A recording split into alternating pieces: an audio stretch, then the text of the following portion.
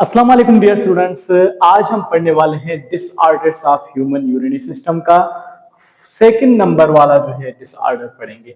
इससे पहले हमने डिस्कस कर लिया है कि जो रेनल स्टोन्स क्या होती हैं, जो किडनी स्टोन्स क्या होती हैं। आज हम पढ़ेंगे कि किडनी फेल्योर क्या होती है या रेनल फेल्योर क्या होती है। देखो बेटा, रेनल लफ्ज जहां पे भी आता है उसको उसका मतलब ये होता है किडनी से रिलेटेड। ठीक है, कोई भी चीज होती है जो रेनल जहां पे भी हो, रेनल से किडनी से रिलेटेड होती है। तो आज हम पढ़ेंगे, इससे पहले हमने पढ़ लिया था कि किडनी स्टोन क्या होती है पिछले लेक्चर के अंदर।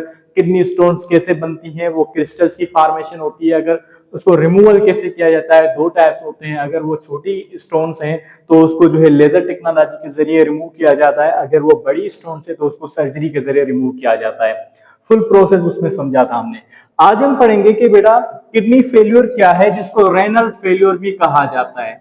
रेनल फेल्योर देखो, लफ्ज खुद जो है रिफ्लेक्ट कर रहा है, word is itself reflecting that ये कहना क्या चाहता है। किडनी फेल्यूर, फेल्यूर लफ्ज किसे कहते हैं? जो बंदा फेल हो जाता है, मतलब कोई चीज पास नहीं करता, मतलब कामयाब नहीं हो सकता।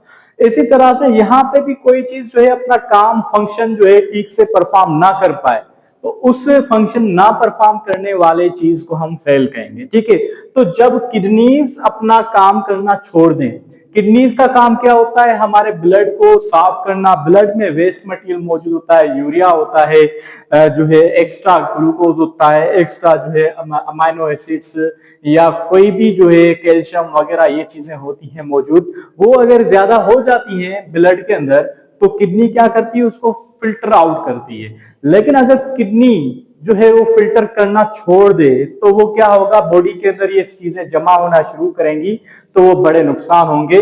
तो किडनी फेल जब हो जाएगी तो ये सिम्टम्स होंगे, बंदे का वेट लॉस होगा क्योंकि इन्फेक्शन ज्यादा हो जाएंगे। वो मिनरल्स को जो है बैक्टीरिया खाते रहेंगे, इन्फेक्शन हो जाएंगे, स्वेलिंग हो जाएगी बॉडी में, फेस पे और पाँव पे। ठीक है, इसके अलावा उसके अंदर नाजिया कंडीशन होगी, नाजिया कंडीशन होगी। ठीक है, इसके अलावा जो है वोमिटिंग वाली कंडीशन जो है वो होगी। तो इस तरह से ये सिम्टम्स होते हैं जब किडनी किसी की फेल हो जाती है। तो इसको हम डिफाइन कैसे करेंगे मेडिकल की लैंग्वेज में? डिक्लाइंड किडनीज फंक्शन या declined activities of kidneys to perform its function, loss of function of kidney. Kidneys का अपना फंक्शन जो है लॉस हो जाए। So it is fatal. जब किडनी, उसमें हमने पढ़ा था कि स्टोन हो जाती है तो उसको हम इजीली रिमूव कर सकते हैं तो मसला हल हो सकता है। लेकिन जब किडनी जो है बिल्कुल फेल हो जाए, एक नहीं दो, एक अगर खराब हो जाती है तो इशू नहीं है, अगर दोनों किडनीज जो है खराब हो जाएंगी तो बड़ा मसला होगा। उसको रिमूव, उसका हल करना बहुत जरूरी है। तो इट इज फेटल। अब इसके दो टाइप्स होती हैं, इट कैन बी अक्यूट और क्रोनिक। अक्यूट अगर कोई सडन हो जाती है, सडन किडनी लॉस हो जाती है अपना काम करना, तो ये किस वजह से हो सकता है? कोई जो है इन्फेक्शन की वजह से हो सकता है या कोई इंजरी की वजह से हो सकता है, एक्सीडेंट की वजह से होता है। तो उसको जनरली जो है इंजरी कहा जाता है। ठीक है, इंजरी की वजह से।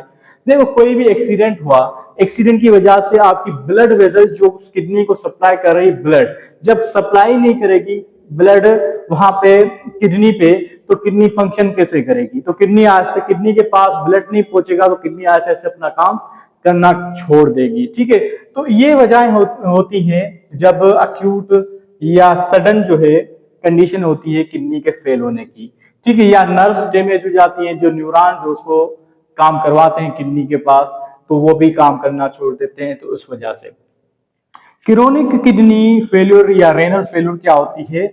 जो with passage of time slowly जो प्रोग्रेस होती है, ठीक है, तो उसको कहते हैं क्रोनिक रेनल फेल्योर। ठीक है, ये किस वजह से होती है? उसकी वजूहात ये नीचे दी गई है। Medical causes of kidney failure या रेनल फेल्योर, एक तो डायबिटीज है जो हमने जनरल में भी डिस्कस किया था कि जो भी रेनल डिजीज होती है, रेनल फेल्योर, उसकी ये वजूहात होती है। तो diabetes is one of the them also, क्योंकि डायबिटीज के अंदर शुगर लेवल बढ़ जाता है। जब शुगर लेवल बढ़ जाता है तो ब्लड प्रेशर बढ़ जाता है, हाई ब्लड प्रेशर।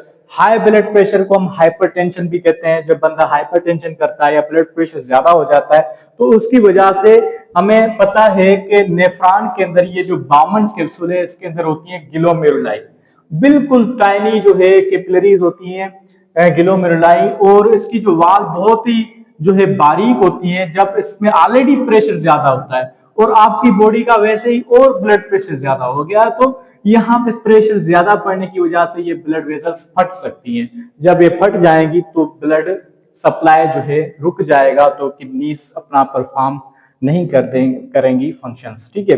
उसके अलावा ऑटो इम्यून डिजीज होती हैं जो अटैक करती हैं किडनीज पे, जो हमारे कभी कभी हमारी बॉडी के अंदर ऐसे इम्यून सिस्टम सेल्स होते हैं जो हमारी बॉडी पे चेकआउट करते रहते हैं कि ये बॉडी के सेल्स या नहीं है। कभी कभी उनको हमारे बॉडी सेल्स पे जो रिसेप्टर्स होते हैं या मार्कर्स होते हैं वो उनको डिटेक्ट नहीं कर पाते, तो वो उनको गैर समझते हैं, मींस फॉरेन पार्टिकल समझते हैं, तो उस पर अटैक कर देते हैं। तो किडनी पे भी इस तरह से अटैक हो जाता है, तो ऑटोइम्यून डिसऑर्डर, तो किडनी के सेल्स डैमेज हो जाते हैं, तो फिर वो काम करने नहीं करती। उसके अलावा जेनेटिक डिजीज मतलब जो पेरेंट्स से ऑफस्प्रिंग तक जो डिजीजेस मुंतकिल हो रही हैं, तो उसकी वजह से भी होता है, उसका असर भी होता है और डायरेक्टली किडनी की बीमारियां भी होती हैं। यूरिनरी ट्रैक्ट प्रॉब्लम, किसी को कोई यूरिनरी ट्रैक्ट का कोई और मसला है, जैसे कि यूरेटर ब्लॉक है या यूरिनरी ब्लैडर जो है वो ब्लॉक है, तो आगे यूरिन जो है सप्लाई नहीं होगा। जब आगे यूरिन सप्लाई नहीं होगा तो किस तरह से वो आगे वो अपना दूसरा ब्लड जो है वो उसको प्यूरिफाई कर पाएगी, तो वो ब्लॉकेज हो जाएगी, ठीक है बेटा। उसके अलावा है मेडिकेशन, कुछ बाज़ औक़ात हम ऐसी दवाइयां जो है लेते हैं जिसके जो होते हैं असरात होते हैं हमारे किडनीज पे पड़ते हैं, जैसे कि लिथियम वाले जो है सिरप वगैरह पीते हैं। तो उसके अलावा डिहाइड्रेशन, पानी जो है किडनीज की जिंदगी है। जब पानी हम कम पिएंगे तो किडनीज से जो हो किडनीज के पास जो है फिल्टरिंग कम होगी तो ड्राई हो जाएगी तो अपना काम करना छोड़ देगी।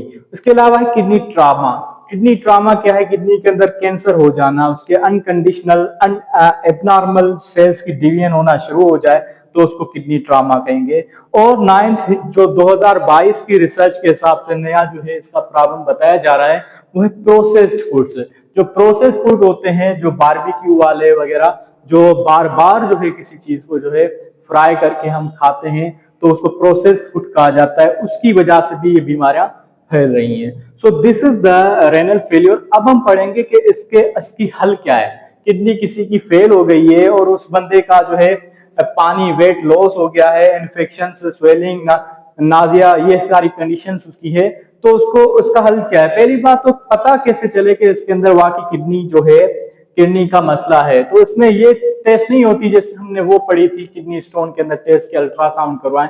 इसमें जो है किडनी के फंक्शन को चेक किया जाता है। तो हम यूरिन की मिकदार को चेक करेंगे कि यूरिन कितना आ रहा है उस बंदे का। बाज़ औक़ात किडनी जिसकी बिल्कुल जो है क्रोनिक फेल है तो उसकी जो है हफ्ते के अंदर भी 3-4 ड्रॉप्स भी मुश्किल आते हैं यूरिन के, तो इसका मतलब है किडनी बिल्कुल फेल है। तो अब इसके हल क्या है? इसके हल दो हैं।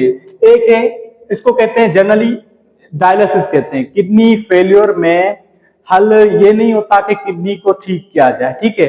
इसका हल सिर्फ ये है कि हमारे बॉडी के अंदर जो ब्लड जो फिल्टर कर रही थी किडनी, अब वो फिल्टर नहीं कर रही किडनी, तो वो ब्लड क्या हो रहा है हमारी बॉडी के अंदर अक्यूमुलेट कर रहा है। और वो कौन सा? वेस्ट वाला ब्लड।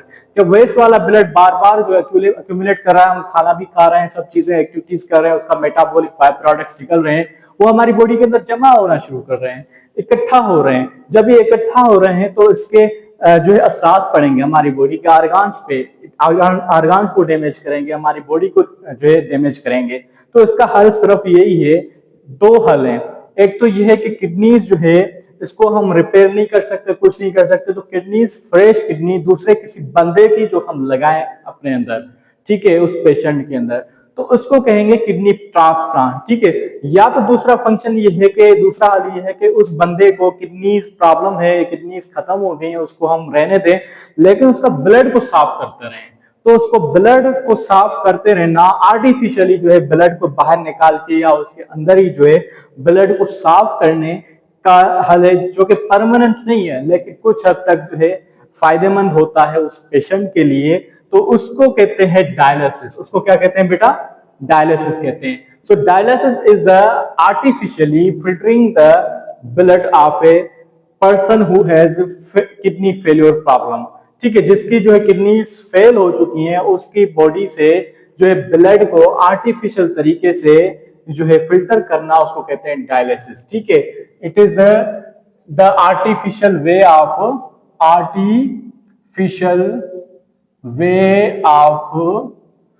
Filtering blood. ठीक है, तो किडनी का काम हम करवाएं आर्टिफिशियली। ठीक है, अब इसके दो टाइप्स होते हैं, एक है हेमोडायलिसिस, दूसरा पेरिटोनियल डायलिसिस। जो बुक के हिसाब से है ये लाइन से दिए गए, पहले हेमोडायलिसिस फिर पेरिटोनियल डायलिसिस। तो पहले हम हेमोडायलिसिस डिस्कस करते हैं। देखो हेमो जो है, हेमो का मतलब क्या होता है? ब्लड बेटा, क्या होता है? ब्लड।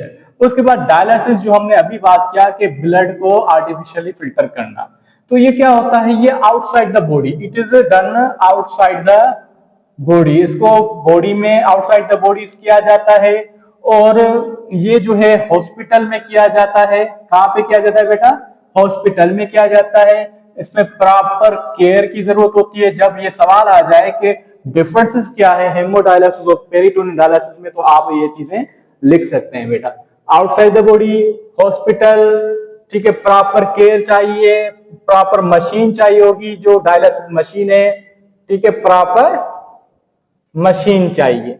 इसके अलावा जो ये प्रोसेस होता है एक्सपेंसिव होता है, महंगा होता है, एक्सपेंसिव होता है। और ये प्रोसेस जो है तकरीबन जो है 4 से 6 घंटे ले सकता है एक जो डायलिसिस के। इसके अलावा ये हफ्ते के अंदर 3 से 4 दफा जो है इन वीक करवाना पड़ता है। वो डिपेंड करता है उस पेशेंट पे। अगर वो ऐसी चीजें खा रहा है, वापस जो ब्लड उसका जल्दी खराब हो रहा है, तो जल्दी उसकी जो है किडनी को ब्लड को फिल्टर करवाना पड़ेगा। तकरीबन ऐसा होता है जिसकी किडनी फेल होती है ना बेटा, तो उस बंदे को खाना कम दिया जाता है, पानी भी कम दिया जाता है, ताकि उसके अंदर जो ब्लड जल्दी जो है जल्दी खराब ना हो, ताकि जल्दी जो है डायलिसिस करवाना पड़े। ठीक है, क्योंकि ये बहुत ही एक्सपेंसिव प्रोसेस है और जो है टिपिकल प्रोसेस है इस वजह से। अब जो हेमोडायलिसिस में क्या होगा? हेमोडायलिसिस में क्या होगा? Blood is drained outside the body. Blood is drained, blood को ड्रेन किया जाता है outside the body. Outside the body जो है, फिर वो ब्लड जो है जाता है आर्टिफिशियल मशीन के अंदर, जो डायलिसिस मशीन है, उससे ब्लड प्योरीफाई होके वापस जो है ब्लड जाता है बॉडी के अंदर। और ये तकरीबन हैंड में किया जाता है या जो है यहाँ पे किया जाता है। ठीक है, अच्छा, हैंड में ये है कि आर्टरी से ब्लड निकाला जाता है।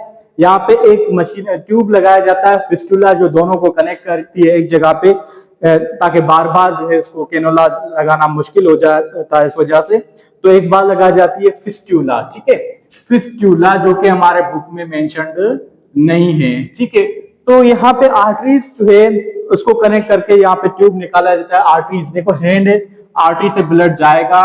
ठीक है, फिर ये मशीन है डायलिसिस मशीन। इस मशीन के अंदर एक्चुअली क्या है, ये ट्यूब जो डायरेक्ट भी ले जा सकते थे, लेकिन इसके अंदर क्या है, ये ट्यूब यहाँ तक जो है ट्यूब आया, फिर ये ट्यूब छोटी ट्यूब्यूल्स में कन्वर्ट हो गया, बिल्कुल वैसे ही जैसे ग्लोमेरुली होती है नेफ्रॉन के अंदर। और इसकी वाल जो होती है सेमी परमिएबल होती है। ठीक है बेटा, बिल्कुल ये उसी तरह से जैसे नेफ्रॉन के अंदर। अब यहाँ से फ्रेश डायलिसिस फ्लूइड डाला जाता है। अब ये फ्रेश डायलिसिस फ्लूइड क्या होता है बेटा? हमें क्या करवाना है? ब्लड से खराब चीजों को बाहर निकालना है।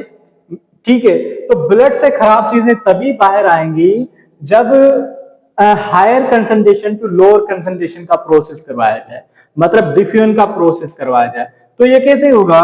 ये फ्रेश डायलिसिस फ्लूइड डाला जाता है जिसके अंदर वो सारी चीजें अवेलेबल होती हैं जो हमें नॉर्मल ब्लड के अंदर चाहिए, जैसे कि शुगर होगी, ठीक है, उसके अंदर जो है साल्ट होंगे, कैल्शियम वगैरह, जो भी चीजें चाहिए हमारी जो नॉर्मल होनी चाहिए वो इसके अंदर मौजूद होंगी। अच्छा, इसके अंदर होंगी मौजूद। अब इससे हटके इस ब्लड के अंदर ज्यादा चीजें होंगी, ज्यादा वेस्ट मटेरियल होगा जो कि इसके अंदर नहीं है, तो वो इससे डिफ्यूजन होके इसके अंदर आता जाएगा, तो बाहर निकलता जाएगा। ठीक है, बाहर निकलता जाएगा, वो बाहर कलेक्ट किया जाएगा, यूज डायलिसिस फ्लूइड इसको कहा जाएगा। इस तरह से डिफ्यूजन के प्रोसेस रेट जो है higher concentration to lower. Glucose ज्यादा नहीं निकलेगा, अगर ज्यादा होगा तो निकल जाएगा, अगर ज्यादा नहीं है उसके बराबर है तो नहीं निकलेगा। ठीक है। कैल्शियम अगर इसके बराबर है तो नहीं निकलेगा, अगर ज्यादा है तो वो भी निकल जाएगा, वो भी as a waste material use किया जाएगा, कंसीडर किया जाएगा, वो वापस इसके अंदर डाला जाएगा, वो उसको बाहर निकाला जाएगा, वापस फ्रेश डायलिसिस डालते जाएंगे। इस तरह से यहाँ से ब्लड जो निकलेगा वो फिल्टर होके क्लीन होके वापस आएगा, उस हैंड के अंदर जाएगा, फिर बॉडी के अंदर चला जाएगा। So this is the main process of dialysis of blood. ठीक है, ब्लड को डायलिसिस किया जाता है, उसको साफ किया जाता है। ठीक है, हेमोडायलिसिस से कहते हैं। अब जो हम पढ़ेंगे पेरिटोनियल डायलिसिस। बेटा पेरिटोनियल डायलिसिस वो है, इसका आप उलट करो, ये आउटसाइड द बॉडी नहीं होता, इनसाइड द बॉडी होता है। ये हॉस्पिटल में नहीं होता, एक बार हॉस्पिटल जाना होता है, उसके बाद एट होम होता है। प्रॉपर मशीन, तो इसमें प्रॉपर मशीन की जो है जरूरत नहीं पड़ती। ये एक्सपेंसिव था, ये एक्सपेंसिव नहीं है। ये क्या था 4 to 6 आवर्स, तो ये भी 4 to 6 आवर, थोड़ा इसमें फर्क है कि 3 आवर्स तक, 2 से 3 आवर तक भी हो सकता है। अच्छा, ये था 3 से 4 जो है दफा वीक के अंदर, लेकिन ये दिन में 3 से 4 बार होता है, ये फर्क है बेटा। अच्छा, blood is drained outside the body इसमें था, लेकिन इसमें आउटसाइड द बॉडी ब्लड नहीं निकाला जाता है। अच्छा, इनमें से बेस्ट वे कौन सा है? बेस्ट वे ये है, ये जो इतना बेस्ट वे नहीं है, एडवांस नहीं है, ये एडवांस्ड है, ये लेस एडवांस है। ये क्या है? एडवांस्ड है। ठीक है, अच्छा समझ में आ गया बेटा। अब जो है पेरिटोनियल डायलिसिस होता कैसे, ये पढ़ते हैं। देखो, पेरिटोनियल डायलिसिस में एक पेरिटोनियम कैविटी होती है हमारी बॉडी के अंदर, पेरिटोनियल कैविटी। अब पेरिटोनियल कैविटी क्या होती है? ए स्पेस अराउंड दी गट। हमारा जो गट है ना, डाइजेस्टिव ट्रैक्ट, डाइजेस्टिव ट्रैक्ट जो है, यहाँ पे डाइजेस्टिव ट्रैक्ट होगा, ठीक है, इंटेस्टाइन वगैरह सब कुछ जो है, इंटेस्टाइन वगैरह जो होगा, फिर किडनीज होंगी पीछे, तो इसके अराउंड एक कैविटी है और एक कवरिंग होती है जिसको कहते हैं पेरिटोनियम। तो उसमें असल में कैपिलरीज ज्यादा होती हैं। कैपिलरीज मतलब ब्लड कैपिलरीज ज्यादा होती हैं। हमारा मकसद है ब्लड को जो है साफ करना। तो अब क्या होगा पेरिटोनियल डायलिसिस में, अब एक कैथेटर यूज, एक बार होल किया जाता है, होल किया जाता है एब्डोमिनल कैविटी के अंदर, एब्डोमिनल से एक होल किया जाता है, ये रहा होल। ठीक है, फिर इसके अंदर, इस कैविटी के अंदर जो है पोर किया जाता है इसको, डायलिसिस फ्लूइड को। उसके अंदर डायलिसिस फ्लूइड आपको मैंने पहले बताया कि वो होता है जिसके अंदर वो सारी चीजें होती हैं जो हमारे ब्लड को चाहिए, उससे ज्यादा चीजें होंगी तो बाहर निकल गए। वही सेम प्रोसेस होगा, यहाँ पे डायलिसिस फ्लूइड उस पेरिटोनियल कैविटी के अंदर डाला जाता है, फिर वहां से कैपिलरीज गुजर रही होती है, उस कैपिलरीज के अंदर उस डायलिसिस फ्लूइड से जो ज्यादा चीजें होंगी वो डिफ्यूज करके उस फ्लूइड के अंदर आती रहेंगी। अगर ब्लड के अंदर जो है कैल्शियम ज्यादा है तो उस फ्लूइड के अंदर आएगा, अगर ब्लड के अंदर जो है यूरिया तो लाजमी होगा, उस फ्लूइड के अंदर नहीं है तो यूरिया भी उसके अंदर आएगा। ठीक है, दूसरी चीजें भी होंगी, साल्ट वगैरह, वो वापस उसके अंदर आते रहेंगे। फाइनली जो खराब जो है यूरिन, वो दूसरी बैग लगी हुई होगी उसके, उससे वो बाहर निकलता रहेगा। फाइनली जो है ब्लड जो फिल्टर होता रहेगा। तो ये जो प्रोसेस होता है पेरिटोनियल डायलिसिस कहा जाता है, क्योंकि ये इनसाइड द बॉडी होता है, आउटसाइड द बॉडी ब्लड को नहीं निकाला जा रहा। देखो, इसमें ब्लड को बाहर निकाला जा रहा है और एक मशीन से गुजारा जा रहा है, तो उसको कहते हैं हीमोडायलिसिस, इसको कहते हैं पेरिटोनियल डायलिसिस, क्योंकि पेरिटोनियम के अंदर होता है। So this all about the disorders of human urinary system जो कंप्लीट हो गए। इसका फाइनल एक टॉपिक है ट्रांसप्लांट। किडनी ट्रांसप्लांट क्या है बेटा? वो सिंपल है बहुत। ट्रांसप्लांट लफ्ज को कहते हैं कहीं और से ट्रांसपोर्ट करके प्लांट करना। क्या करना? कहीं और से ट्रांसपोर्ट करके फिर प्लांट करना। प्लांट मतलब लगाना। ठीक है, तो किडनी को ट्रांसप्लांट, किसी और बंदे की किडनी जो हेल्दी हो उसको निकाल के उस बंदे को लगाना जिसकी किडनी जो है फेल है, तो वो सेम ही फंक्शन करेगी जो उसके अंदर फंक्शन कर रही थी। तो नॉर्मली वो बंदा जिंदा ज्यादा टाइम तक रहेगा, लेकिन उसके लिए कुछ कंडीशन है। कंडीशन क्या है? किडनी की कुछ फॉर्मल चीजें हैं वो मैच होनी चाहिए, ब्लड, ह्यूमन का ब्लड जो है ग्रुप वो मैच होना चाहिए, MHC कॉम्प्लेक्स होते हैं वो भी मैच होने चाहिए। इस तरह से जो है सब चीजें अगर मैच होगी, ठीक है, उसको कहा जाएगा डोनर और रिसेप्टर। उसके दौरान जो भी ब्लड की कुछ टेस्ट होती हैं, अगर वो मैच होती हैं, सही हो जाती हैं, तो ही वो किडनी ट्रांसप्लांट किया जाएगा। उसके बाद भी एक जो है टेबलेट दी जाती है हमेशा के लिए उस बंदे के अंदर जिसकी किडनी, जिसमें किडनी जो ट्रांसप्लांट की गई है, क्योंकि हमारा ऑटो इम्यून सिस्टम है, वो कभी भी उस पर अटैक कर सकता है एज ए फॉरेन बॉडी। समझ के, तो उस बंदे को हमेशा कभी भी अटैक हो सकता है, 10 साल के बाद, 12 साल के बाद फिर किडनी फेल हो सकती है, इसलिए उसको वो हमेशा के लिए जो है एक टेबलेट दी जाती है। तो उसके साइड इफेक्ट तो जरूर होंगे, लेकिन वो बंदा, उसको कोई असर नहीं पड़ेगा जिसने किडनी को डोनेट किया है, क्योंकि उसकी एक किडनी जब है तो वो ज्यादा चलेगी और ज्यादा एक्टिव रहेगी बतौर इसके कि 2 किडनी जिसके पास है। So this is all about the disorders of human immune system. I hope के समझ में आ गया होगा। अगर आपको अच्छा समझ में आ रहा है बेटा तो चैनल को सब्सक्राइब करें, बेल आइकन को प्रेस करें, हमें भी अप्रिशिएट करें, अपने दोस्तों के साथ शेयर करें, अपने जो ग्रुप्स हैं उसमें उसे भी मुझे ऐड करें, उसमें भी इस लिंक को भेजें वीडियो की, ताकि उनको भी फायदा मिल सके। बहुत शुक्रिया।